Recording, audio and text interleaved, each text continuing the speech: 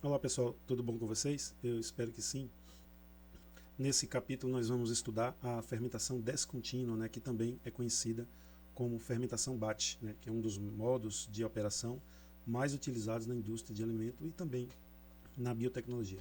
Então nosso percurso será organizado em 3 etapas, né? Primeiro, compreenderemos como esse processo funciona, depois analisaremos quando ele é a melhor escolha e por fim veremos suas principais aplicações industriais. Beleza? Vamos começar aqui. Eu dividi a aula em 3 blocos, né? E nesse bloco nós vamos construir a base para compreender toda a lógica da fermentação batch, né? Da fermentação embatelada. E antes de discutir vantagens ou aplicações industriais, nós precisamos entender como esse processo funciona dentro do bioreator. E ao final, né, vocês deverão explicar como que o cultivo evolui ao longo do tempo e por que esse comportamento determina as características desse modo operacional. Então vamos lá. A fermentação batch, né, ou a fermentação descontínua, ela é caracterizada pela entrada única do meio de cultura e do inóculo antes do início do cultivo. E a partir desse momento, né, o sistema permanece fechado para a matéria até a coleta final. Mesmo assim, variáveis como temperatura, pH, agitação e aeração continuam sendo controladas. E essa forma de operação explica todo o comportamento que veremos nos próximos slides.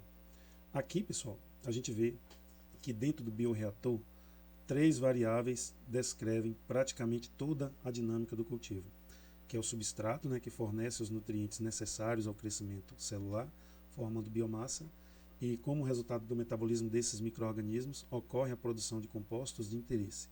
E essas variáveis não evoluem de forma independente, elas representam diferentes aspectos de um mesmo processo biológico. O crescimento microbiano não ocorre de maneira uniforme, né, mas em fases sucessivas, né, que refletem o estado fisiológico da cultura. Inicialmente há a adaptação do meio, seguida por crescimento acelerado, estabilização e finalmente o declínio. Em cada uma dessas etapas, o consumo de substrato, o aumento da biomassa e a formação de produtos apresentam comportamentos distintos que serão refletidos nas curvas cinéticas. E as curvas cinéticas integram tudo o que vimos até agora. Enquanto o substrato é consumido, a biomassa cresce e o produto se acumula ao longo do cultivo. E a interpretação conjunta dessas curvas permite identificar o estado fisiológico da cultura e compreender a evolução da fermentação. Por isso que elas são uma ferramenta essencial para o monitoramento e também para a tomada de decisões. Então, nesse primeiro bloco, né, nós compreendemos que a fermentação embatelada ou descontínua ou batch, né, ela ocorre no sistema fechado para a matéria, o que determina a evolução do cultivo ao longo do tempo, né. Também vimos que substrato, biomassa e produto estão diretamente relacionados e podem ser acompanhados pelas curvas cinéticas, né. Então, com essa base estabelecida, nós já podemos analisar como essas características influenciam a escolha desse processo na indústria. Então, no bloco anterior, nós compreendemos, né, como que a fermentação batch ela funciona e como o cultivo evolui dentro do bioreator. Agora nós vamos responder uma nova pergunta. Quando esse modo operacional é realmente a melhor escolha? E para isso nós analisaremos as consequências práticas do sistema fechado, identificando os benefícios que eles oferecem e as limitações que também impõem ao processo industrial. As principais vantagens da fermentação batch não surgem por acaso, elas são consequências diretas do sistema fechado para a matéria.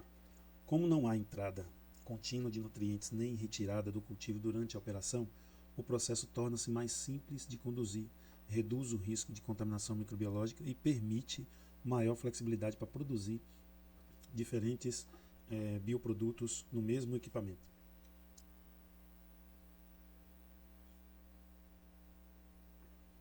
A mesma característica que traz vantagens também cria limitações, né? Então, quando uma batelada termina, não é possível iniciar imediatamente a batelada seguinte. Além disso, o bioreator precisa ser descarregado, né? Precisa ser limpo, sanitizado, preparado novamente e receber um novo inóculo. E essas etapas elas são indispensáveis para garantir a qualidade do processo, mas elas representam períodos em que não há produção. Observe que o problema não está no desempenho da fermentação, e enquanto ela acontece, né? Mas esse desempenho, né? Esse problema do desempenho está nas interrupções entre uma batelada e outra batelada. Embora o cultivo produza normalmente, durante a sua execução, os períodos destinados à preparação do próximo ciclo reduzem o tempo efetivo de produtividade, né? E, como consequência, a produtividade global do processo acaba sendo menor do que poderia ser em uma operação contínua. E, diante dessas vantagens e limitações, né, fica evidente que não existe um modo operacional que é ideal para todas as situações. Então, a escolha depende de uma análise conjunta da simplicidade operacional, da flexibilidade, da produtividade e dos custos. Em engenharia, né, a melhor solução é aquela que atende aos objetivos do processo, né, com o melhor equilíbrio entre o desempenho técnico e a viabilidade econômica. E aqui, para a gente fechar esse segundo bloco, né, a gente entendeu, né, que esse tipo de fermentação ela oferece uma operação que é simples, né, que tem um menor risco de contaminação, que tem grande flexibilidade, mas também exige interrupções que reduzem a produtividade global. E isso mostra que suas escolhas dependem de critérios técnicos e econômicos, né? A próxima etapa da aula responderá uma questão importante, né? Por que, mesmo com essas limitações, esse processo continua amplamente utilizado pela indústria? Agora nós chegamos ao terceiro bloco, né? Para cumprir o último objetivo dessa aula aqui, dessa aula 16. Nós já entendemos como a fermentação BAT funciona, né? E também quais são as suas vantagens e limitações. E surge então uma pergunta importante. Se esse processo apresenta limitações, por que ele continua sendo amplamente utilizado pela indústria? É exatamente essa relação entre características e aplicações que vamos compreender nesse terceiro bloco. Então, as aplicações industriais, elas não surgem por acaso, elas são consequências diretas das características que analisamos anteriormente. Como a fermentação BAT opera em sistema fechado, ela oferece simplicidade operacional, maior segurança microbiológica e boa flexibilidade. E esse conjunto de características explica por que esse comportamento de operação permanece presente em diferentes setores produtivos, mesmo diante de outras alternativas tecnológicas. Então, observe que estamos falando de setores industriais bastante diferentes, mas todos utilizam o mesmo princípio operacional. Na indústria de alimentos, né, nós utilizamos iogurte, queijo. Nas bebidas, cervejas, vinhos, cachaça, né? E na bioengenharia, nós utilizamos enzimas, vitaminas, pigmentos e outros produtos. E a diversidade de aplicações mostra a grande versatilidade desse processo. Embora o modo de operação seja sempre a fermentação, isso não significa que todos os processos sejam iguais, né? O que muda é o micro-organismo que está sendo utilizado, é o substrato disponível e as condições de cultivo. Eles ajustam e esses ajustes, né, permitem direcionar o metabolismo para produtos completamente diferentes, utilizando a mesma estratégia operacional como base. E para a gente finalizar nossa aula, né, ao longo desse capítulo nós construímos uma sequência lógica, né? Primeiro nós compreendemos como que funciona a fermentação BAT, depois nós analisamos as suas vantagens e limitações e também os critérios de escolha. E por fim nós vimos por que ela continua sendo amplamente utilizada na indústria. Então assim fica claro que a forma de operação influencia diretamente o comportamento do processo, sua seleção e as suas aplicações industriais. Então encerramos aqui esse capítulo 16, né, sobre a fermentação descontínua. Ao longo dessa aula nós construímos uma sequência lógica, né, e nós estamos preparados para compreender os outros modos de operação, né, e comparar suas aplicações em diferentes processos biotecnológicos. Vamos emendar aqui com o capítulo 17, né, que é a fermentação descontínua alimentada. Né? Vamos tentar responder a 3 perguntas. Né? Como funciona essa descontínua alimentada, né, o feedback. por que ela melhora o desempenho e onde esse melhor desempenho é aproveitado. Lembrando que no capítulo 16, né, o conceito era o modo de operação determina o comportamento do processo. E agora existe uma ideia ainda mais forte, né, que é o controle da alimentação determina o desempenho do processo. Então, nesse bloco, né, nós vamos conhecer um modo de operação desenvolvido para superar uma limitação importante na fermentação embatelada, né. No capítulo anterior, né, no capítulo 16, nós vimos que nesse processo todo substrato é adicionado no início do cultivo. E agora nós veremos como o fornecimento controlado dos nutrientes modifica o comportamento da cultura e melhora o desempenho da fermentação ao longo do tempo. A principal diferença entre esses dois processos está na forma de disponibilizar o substrato aos micro-organismos. Na fermentação batch, todos os nutrientes são adicionados antes do cultivo começar. Já no feedback, parte do substrato é fornecido durante a fermentação. E isso permite acompanhar as necessidades da cultura, né? Então essas mudanças aparentemente simples, né, produzem efeitos importantes no metabolismo microbiológico. E o objetivo da alimentação controlada, né, não é fornecer mais nutrientes, né, mas é manter a sua concentração em uma faixa adequada, né, durante todo o cultivo. E assim evita-se tanto a deficiência quanto o excesso de substrato. Isso faz com que ocorra uma preservação da estabilidade metabólica dos micro-organismos, né? Como consequência, a cultura permanece produtiva por mais tempo e aumenta a formação de compostos de interesse. Embora o princípio do feedback seja sempre o mesmo, existem diferentes maneiras, né, de fornecer os nutrientes ao longo da fermentação. E a alimentação pode ocorrer de forma contínua, em intervalos programados, né, ou impulsos, né, dependendo do comportamento do micro-organismo e dos objetivos do processo, né? Portanto, a estratégia de alimentação é definida pelas necessidades específicas de cada cultivo. Na prática industrial, a alimentação costuma ser ajustada por sistema de monitoramento que acompanhe continuamente o comportamento da cultura. Sensores, né, e sistemas de controles ajudam a manter as condições favoráveis ao crescimento e também à produção. Assim, nós compreendemos que o diferencial da fermentação com batelada alimentada não está na quantidade de substrato adicionado, né, mas está na forma como essa alimentação é controlada ao longo do processo. No bloco anterior, né, nós compreendemos como funciona a fermentação de batelada alimentada e por que a alimentação controlada diferencia esse processo da fermentação batch. Agora nós avançaremos um passo importante, né? Vamos entender como esse controle influencia o desempenho da fermentação. A questão central é descobrir por que fornecer nutrientes na quantidade e no momento adequado resulta em processos mais produtivos e mais eficientes.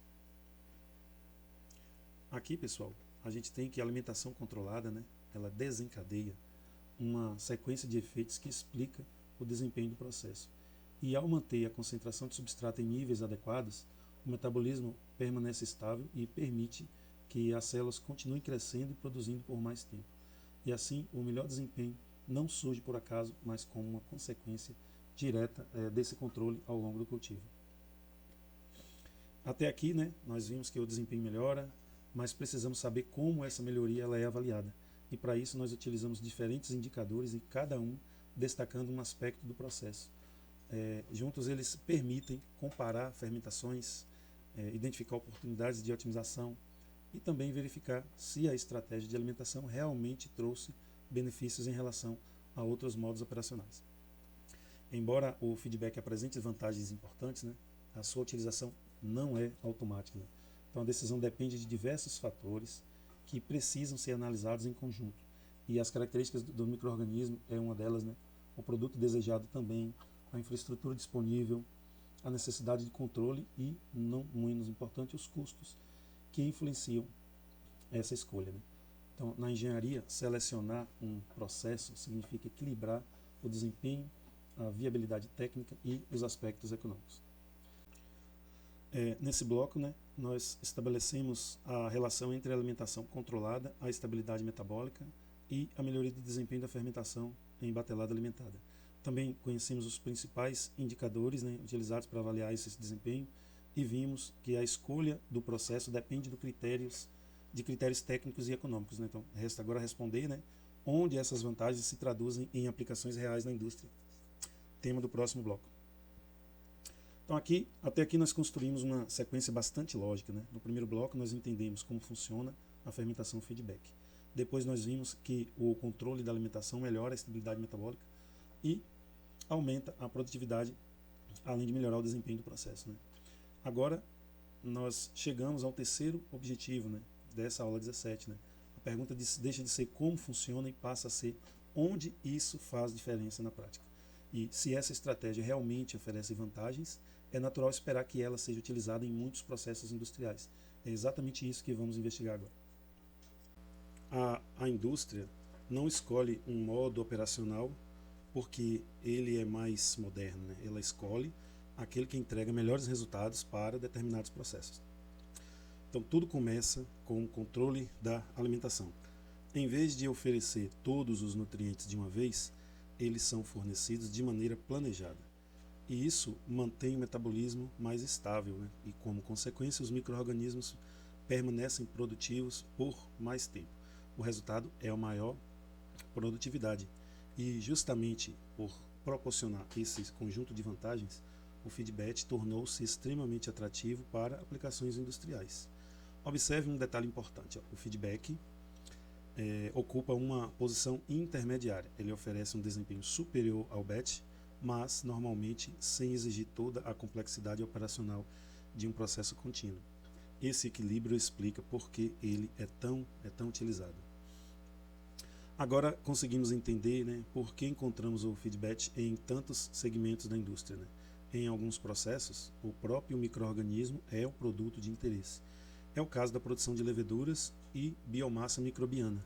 Em outros casos, o objetivo não é a célula, mas aquilo que ela produz.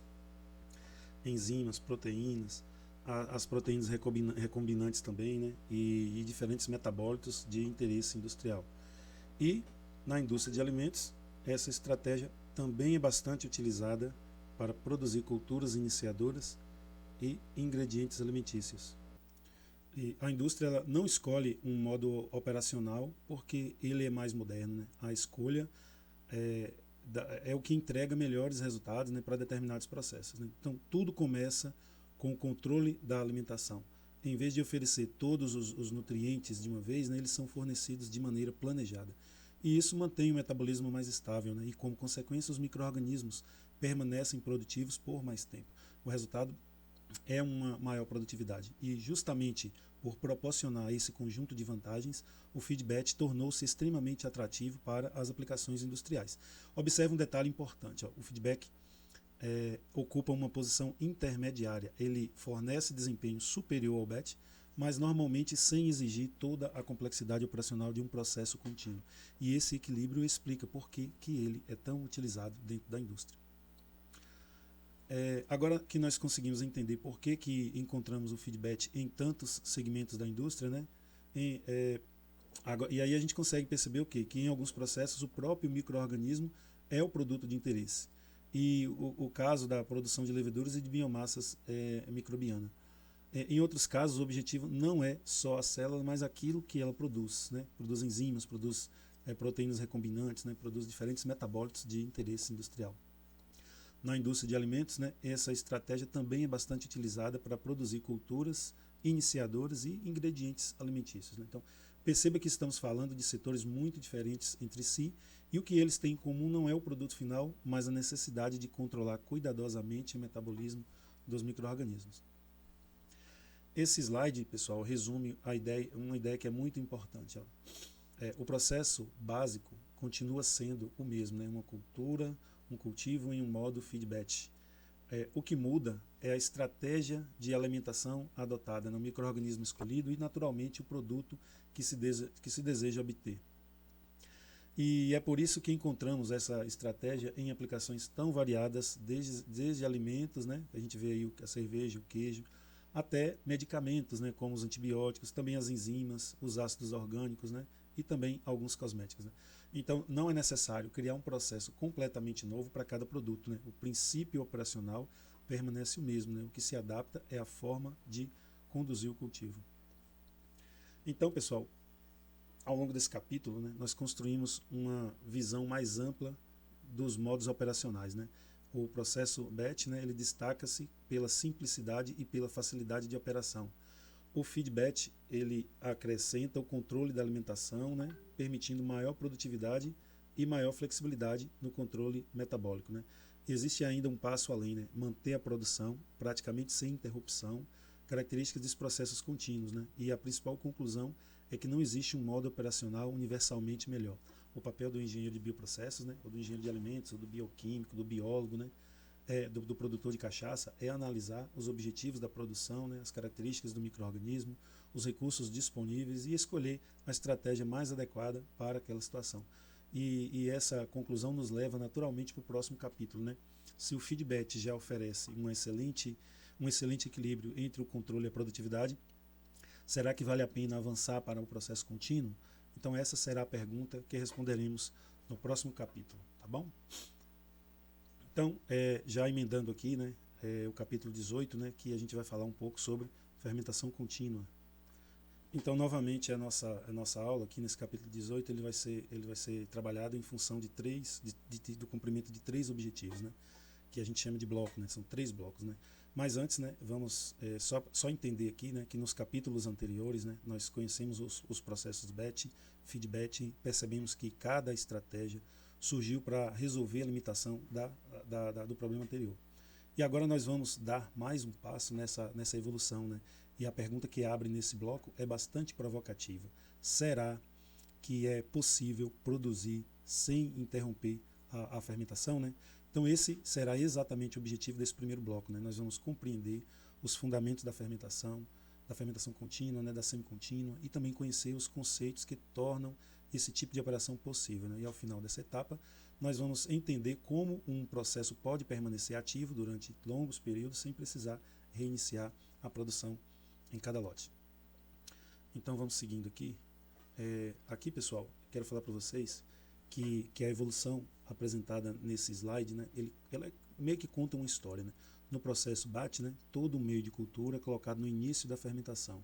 A produção acontece em um único lote e quando o substrato se esgota ou o processo atinge seu objetivo, a operação termina. Depois vem o feedback, né, que é a fermentação em batelada alimentada, né? A ideia foi simples e em vez de adicionar todo o meio de uma vez, novos nutrientes passam a ser fornecidos ao longo do cultivo. E isso prolonga a fase produtiva e permite obter maior rendimento. Mas ainda existe um fim para cada lote. Agora, quando a gente observa o terceiro modelo, que é a fermentação contínua, acontece uma mudança de conceito. Em vez de trabalhar por ciclos, o sistema passa a operar como um fluxo permanente, né? Enquanto o meio fresco entra continuamente no bioreator, parte do caldo fermentativo é retirado ao mesmo tempo. E percebam a lógica dessa evolução.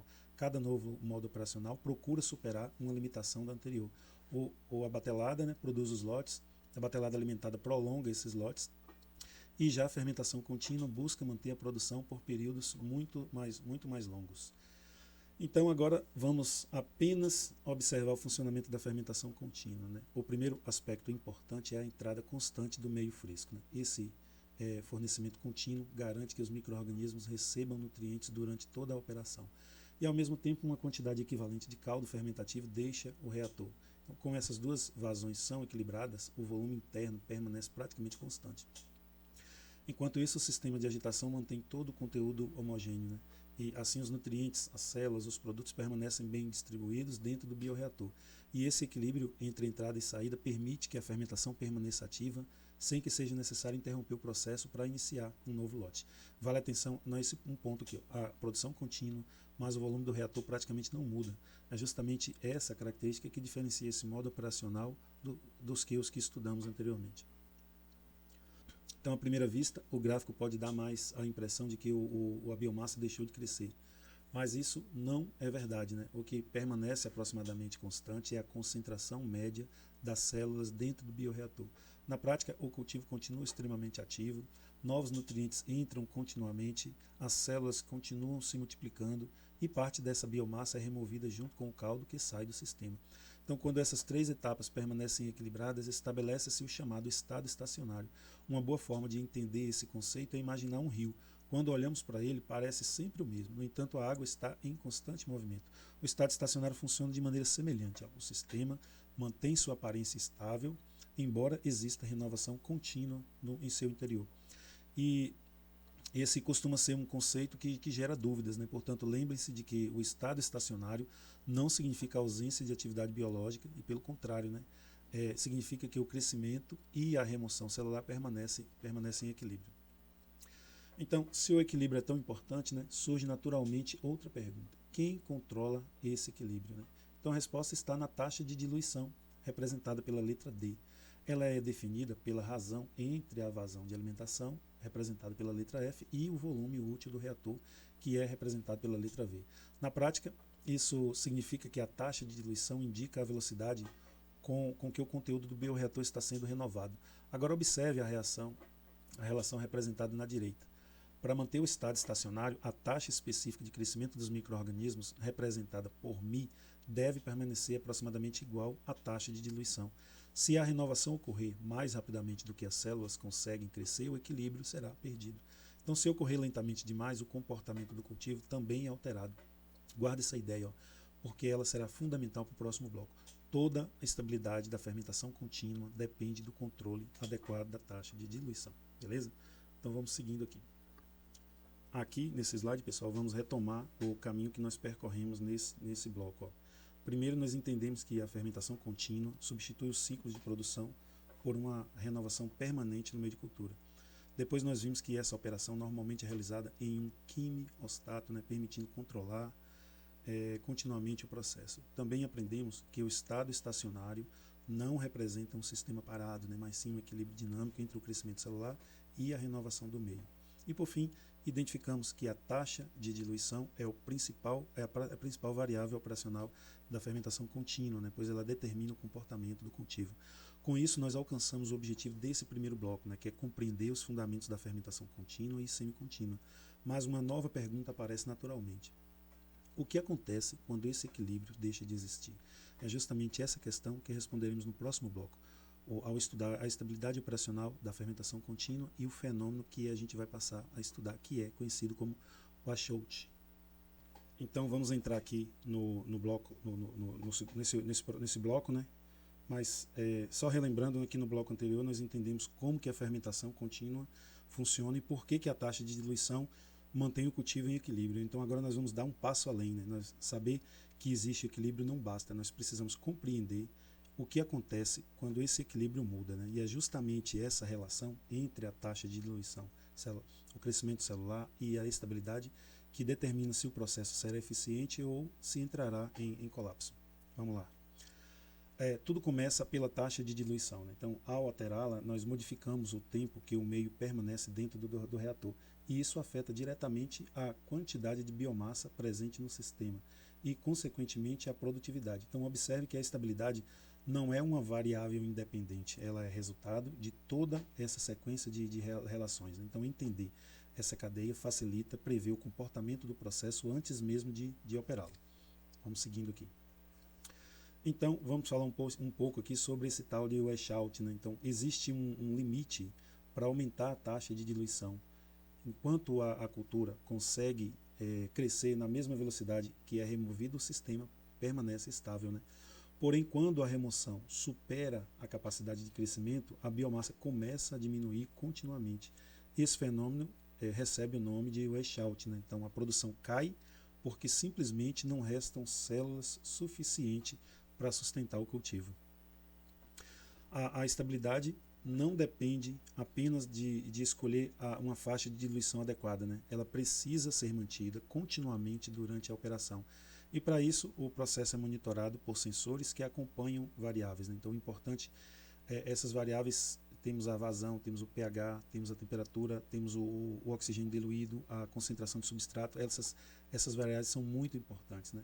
E essas informações alimentam o sistema de controle que realiza os ajustes necessários para preservar o equilíbrio do cultivo. Então, pessoal, agora nós podemos responder, né, a uma questão prática, né? Então, se existe tanto controle, por que utilizar a ferramenta contínua? Então, a resposta é que quando as condições são favoráveis, ela oferece elevada produtividade e uma excelente estabilidade operacional. Entretanto, essas vantagens só aparecem quando existe a capacidade de monitoramento e controle. Portanto, a escolha do modo contínuo depende tanto das características do processo quanto da infraestrutura disponível. Então, pessoal, nesse segundo bloco aqui do capítulo 18, nós vimos que a taxa de diluição determina o comportamento do cultivo, que é o que a gente chama de washout, né? Ele representa a perda de equilíbrio e que os sistemas de monitoramento eles são indispensáveis para manter a estabilidade. Então, com esses fundamentos, surge uma pergunta natural. Se controlar esse processo é tão desafiador, por que tantas indústrias ainda escolhem a fermentação contínua? Essa será exatamente a discussão desse terceiro e último bloco do capítulo 18. Então, até aqui, né, nós compreendemos como que funciona a fermentação contínua e por que ela depende de um controle cuidadoso para permanecer estável. Surge então uma pergunta, né, que já anunciamos na aula, no slide passado. Se esse processo é mais complexo de operar, por que tantas indústrias ainda a utilizam? Então, nesse momento da aula, nós vamos responder justamente essa questão. Veremos que a escolha do modo operacional depende dos objetivos da produção e das características do processo. Então, a decisão entre um processo contínuo e um processo em batelada não começa pela tecnologia disponível, mas pelo objetivo da produção. Quando se busca alta produtividade, longas campanhas e qualidade uniforme, né, a fermentação contínua costuma ser a melhor alternativa. Já quando há necessidade de mudanças frequentes, né, diferentes produtos, maior flexibilidade operacional, aí o processo em batch ou feed batch tendem a oferecer vantagens importantes. E esses critérios ajudam a entender por que a fermentação contínua aparece em diferentes setores industriais. Sempre que existe produção prolongada, grande volume e demanda relativamente constante, esse modo operacional pode trazer ganhos expressivos, né? E é por isso que encontramos aplicações na produção de biocombustíveis, de diversos produtos químicos, no tratamento biológico, de efluentes e em alguns processos biotecnológicos específicos. E observe que não existe um modo operacional ideal para todas as situações. A fermentação contínua é especialmente indicada quando o processo permanece estável durante longos períodos, né, e a demanda é previsível. Em contrapartida, quando são necessárias pequenos lotes, mudanças frequentes, alta flexibilidade e campanhas curtas, né, os processos descontínuos normalmente oferecem maior facilidade de operação e também maior facilidade de adaptação. Então, pessoal, agora fica mais fácil perceber, né, que a batelada alimentada ou o sistema contínuo, né, eles representam soluções diferentes para necessidades diferentes. A batelada, né, privilegia simplicidade e flexibilidade. A batelada alimentada adiciona maior controle sobre a alimentação e melhora o desempenho do cultivo, né? E o contínuo busca a máxima produtividade em operações prolongadas, né, desde que exista capacidade para manter o processo sob controle. Então, nesse capítulo, né, nós percorremos a evolução dos principais modos operacionais utilizados na fermentação, compreendemos seus fundamentos, né, discutimos a estabilidade, como que a estabilidade influencia o desempenho e analisamos as aplicações mais adequadas, né, para cada situação. Então, a principal conclusão é que a escolha do modo operacional não depende apenas do reator, mas dos objetivos técnicos, biológicos e econômicos do processo. E é essa análise que orienta as decisões dos profissionais aí que atuam na fermentação. Então era isso que eu queria falar para vocês nesse capítulo 18.